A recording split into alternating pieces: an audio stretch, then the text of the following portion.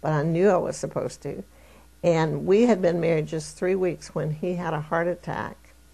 And we were moving into our new old house, and he had a heart attack, and then about 2 months later had emergency open heart surgery.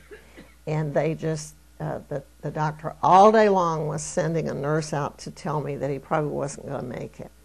And then that night, a nurse came out about 9 o'clock. I mean, the doctor came out, and he was so tired. He'd been there since early in the morning.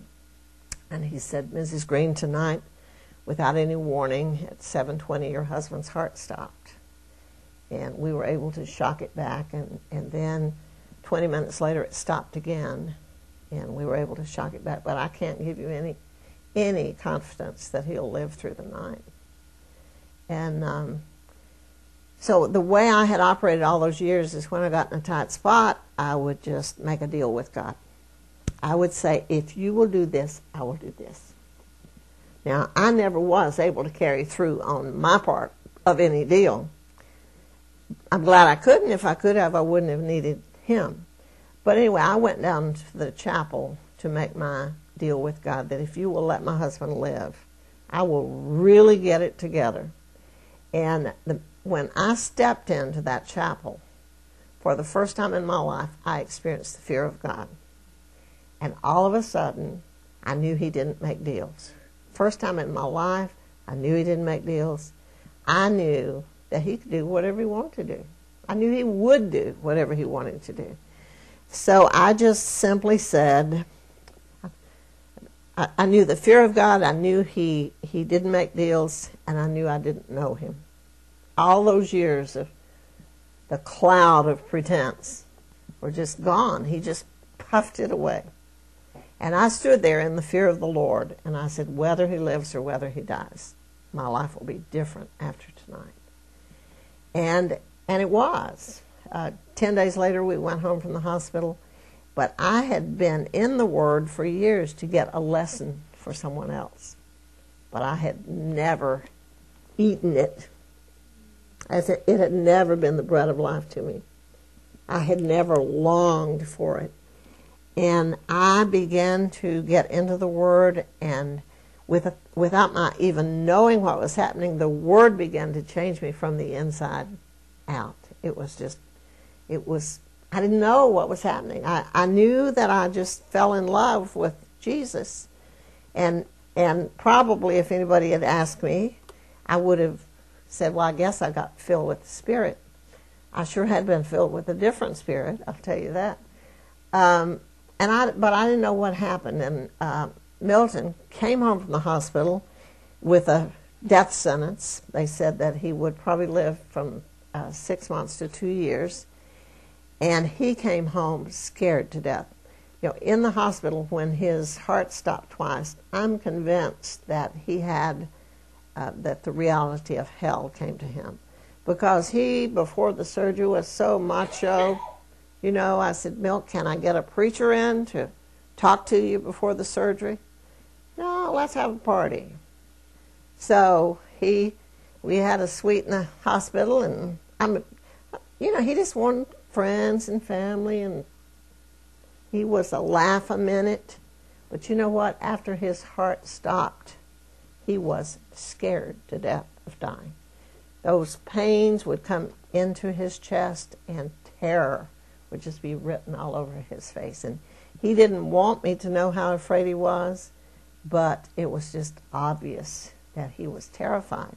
And he said, when something happens right in here in your heart, you know that's the center of your universe, and you know you're not in control of the center of your universe.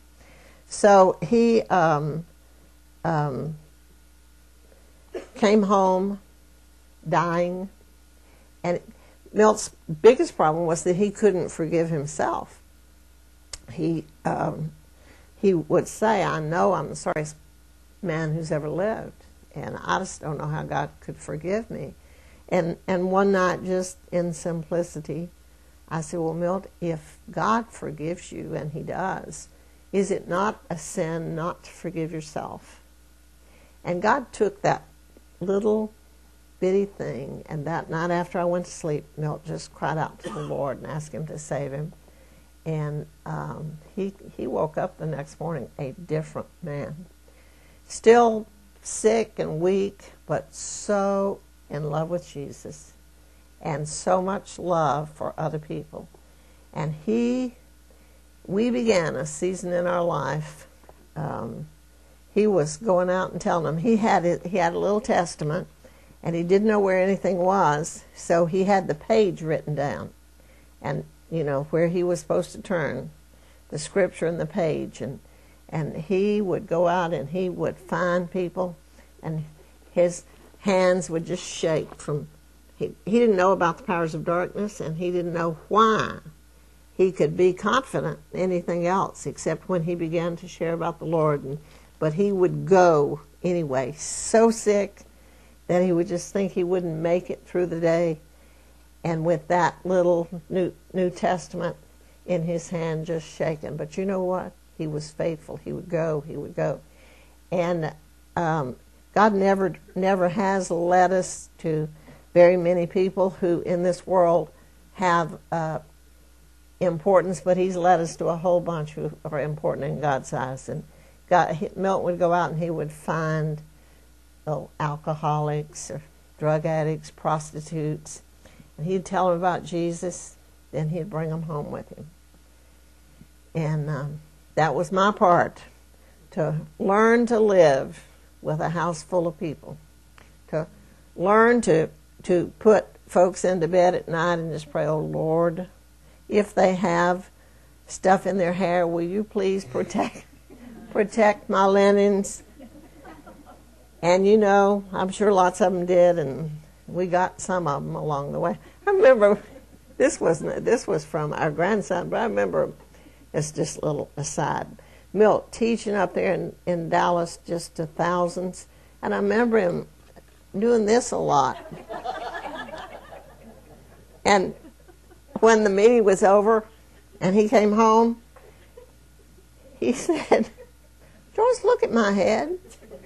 I just felt like something was walking across it all during that meeting. And I said, I hate to be the one to tell you, but it was. Our grandson brought lice on this trip.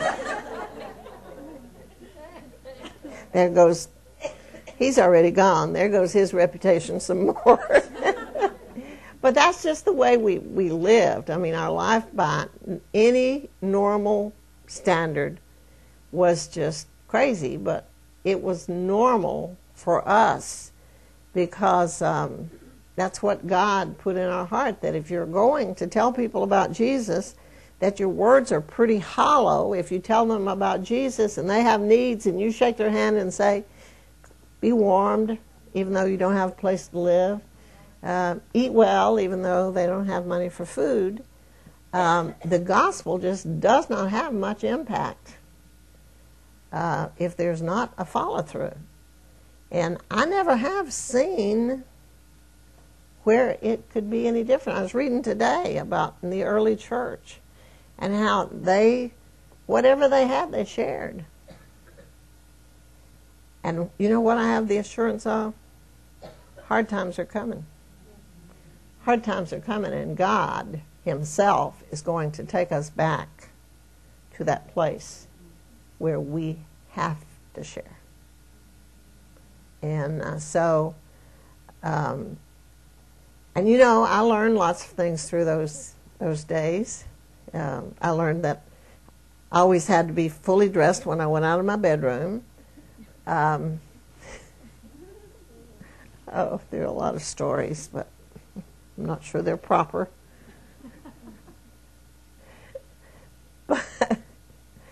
But I learned that as far as our having a little happily ever after marriage, I can remember almost every Christmas I could ever remember, God sent somebody really needy to live with us so that if we had ever planned to buy each other a present, the money went to the people that he had sent. Insofar as having little romantic outings and whatever,